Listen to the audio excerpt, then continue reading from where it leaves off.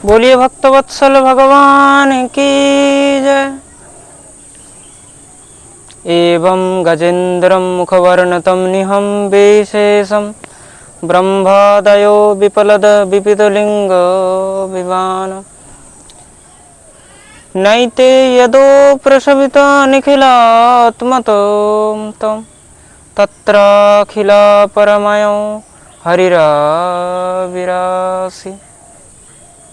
এই প্রকার শ্রী গজরাজ দিব্যস্তুতি করলেন। ভগবান আর থাকতে পারলেন না, সঙ্গে সঙ্গে গরুরের উপরে বসে দেখতেই দেখতে মহারাজ তৎক্ষণাৎ এসে উপস্থিত হলেন। সুদর্শন চক্র দিয়ে সেই গ্রাহের মস্তক ছেদন করে দিলেন।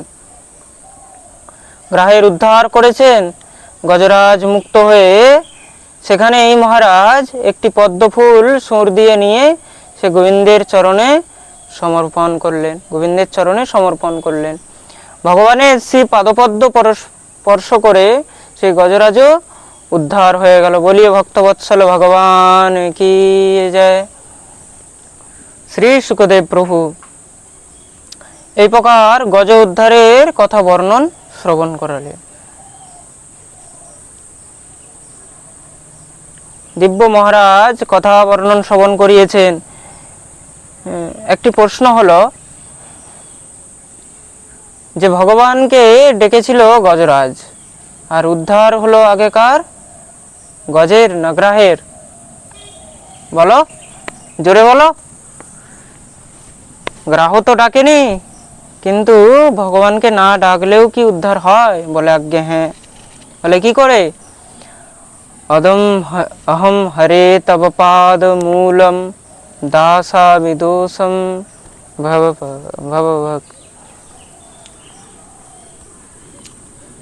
কখনো কখনো ভগবানকে না ডেকেও ভক্তের চরণ ধরলেও কিন্তু উদ্ধার হয়ে যায়।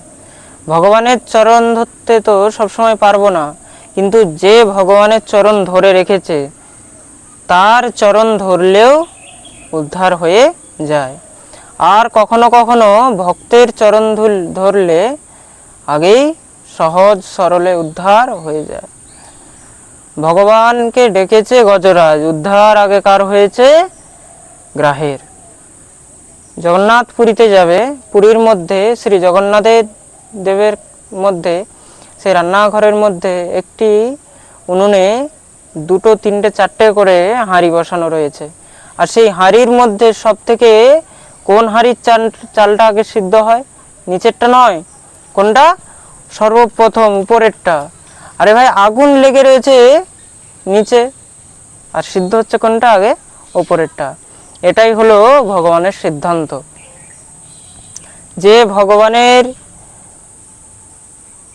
ভগবানের কৃপার সঙ্গে সংযুক্ত হয়ে রয়েছে সে তো সিদ্ধ হবে, কিন্তু যে তার সঙ্গে স্পর্শে রয়েছে তার কল্যাণ আগে হবে। তার জন্য ভগবত ভক্তদের, বৈষ্ণবদের চরণ সবসময় ধরে রাখতে হবে, ভগবত ভক্তদের সঙ্গ করতে হবে।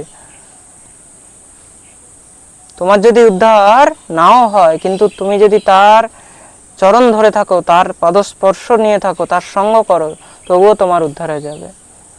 তবে এই গজরাজ কে ছিল, কারা ছিল? নিশ্চয়ই তো কোনো তারা এমন কিছু কর্ম করেছিল যার জন্য ভগবান তাদের উদ্ধার করতে এলো। একবার দেবল ঋষি নদীতে স্নান করছিল। হঠাৎ করে পা ধরে টানতে শুরু করেছে। ঋষি সঙ্গে সঙ্গে টেনে বার করেছে। দেখি এই দুষ্টকে। যখনই দেখেছে যে তো হুহু নামক গন্ধর্ব, সাধুর সঙ্গে উপহাস করিস, জলচর জীবের মতন, অভিশাপ দিচ্ছি, তুই গ্রাহ হয়ে যা।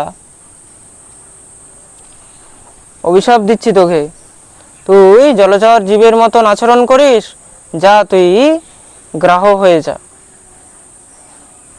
যখনই অভিশাপ দিয়েছে সঙ্গে সঙ্গে চরণে পড়ে গেছে। প্রভু, আমার অপরাধ হয়ে গেছে, আমাকে ক্ষমা করুন। দেখুন, অপরাধ তো হতেই পারে। এ সংসারে এমন কেউ নেই যে যার দ্বারা অপরাধ হয় না। কিন্তু অপরাধ হওয়ার পরে কেউ যদি ভুল স্বীকার করে যে আমার অপরাধ হয়ে গেছে, তখন সেই অপরাধ ক্ষম্য হয়ে যায়, ক্ষমার যোগ্য হয়ে যায়। আর কেউ যদি ভুল স্বীকার না করে তখন সেটা অক্ষম্য হয়ে যায়। প্রেম সে বলো। তো কেউ যদি অপরাধ করে ভুল স্বীকার করে তখন তাকে নিশ্চয়ই তখন তাকে ক্ষমা করা উচিত। অভিশাপ দিয়ে দিলেন, কিন্তু এখন মুক্তি কি করে হবে?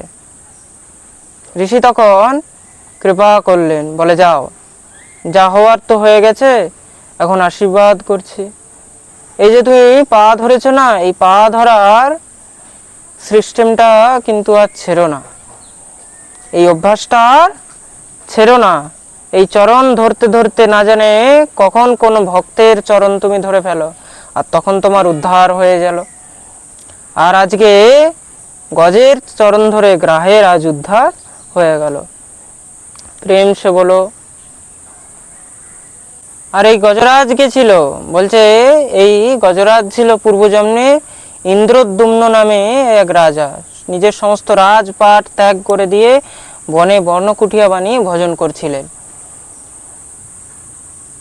একবার অগস্ত্যমুনি নিজের শিষ্যদেরকে নিয়ে যাচ্ছেন। অগস্ত্যমুনিকে দেখেই নিজের আসন থেকে উঠে পড়লেন, আর ভালো করে মহারাজ একদম চাদর টাদর নিয়ে জপ করতে বসে গেছে। ঋষি যখনই এই দৃশ্য দেখেছে কুপিত হয়ে গেলেন, আর এই ধূর্ত। হ্যাঁ, গুরুজনকে দেখে সঙ্গে সঙ্গে উঠে দাঁড়াতে হয়, কোথায় তার স্বাগত সৎকার করতে হয়। গুরুজন আসলে তখন নিজের চেয়ারেও বসে আছেও, তখন সেই চেয়ারকেও ছাড়তে হয়। তুমি যদি গদ্দিতে বসে আছো, সেই গদ্দি ত্যাগ করতে হয়।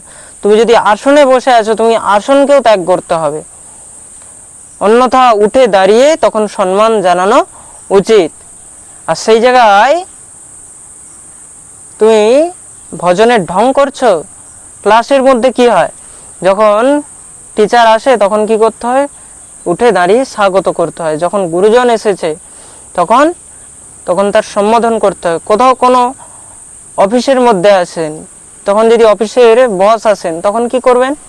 তাকে তখন উঠে তখন সম্মান দেওয়া উচিত। খুব মন দিয়ে শুনবে কিন্তু।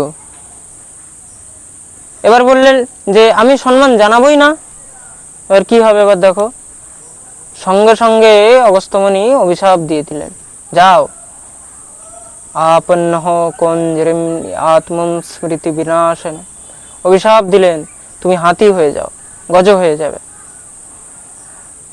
তার জন্য গুরুজন, বড়জন, উচ্চ পদস্থ প্রতিষ্ঠিত কোনো ব্যক্তি বা কোনো সাধু, বৈষ্ণব, তাদেরকে দেখলে তখন সম্মান যাপন করা উচিত।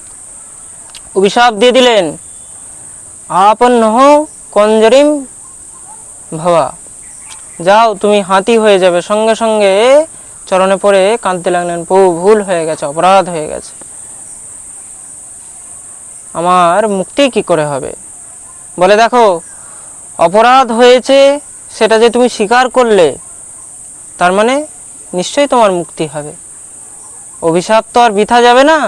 কিন্তু হ্যাঁ, আজ তুমি ভজনের ঢং করেছো, যেদিন তুমি সত্যিকারের ভজন করবে, নিষ্কপট মন দিয়ে ভগবানকে ডাকবে, সেদিন স্বয়ং তোমাকে ভগবান এসে তোমার উদ্ধার করে দেবে। আজ ভগবান সেই গজরাজের উদ্ধার করে দিলে, সেই গজরাজের উপরে কৃপা করতে পেরেছেন, তাহলে কি আমাদের উপরে করবে না? কন কেহতা হে ভগবান আতে নেই, কে বলে ভগবান আসবে না? সত্যি তো এটাই যে আমরা ভগবানকে ডাকতে পারি না। প্রেম সে বলো রাধে রাধে। ভগবান গজরাজের উদ্ধার করলেন, উঠে গমন করলেন। ভগবান বৈকুণ্ঠে এসেছেন